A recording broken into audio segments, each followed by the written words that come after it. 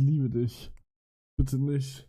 Digga, ich habe gestern das erste Mal in meinem verfickten Leben, oder das zweite Mal, hat ein Mädchen einen Anmachspruch gemacht. Auf Instagram. Sie hat geschrieben, ich habe meine Nummer verloren, kann ich deine haben? Moment.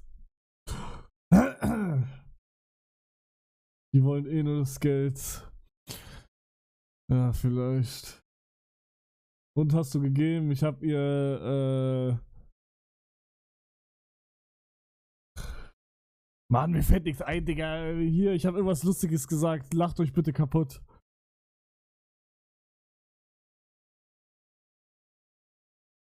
Ja, haben wir schon gesehen.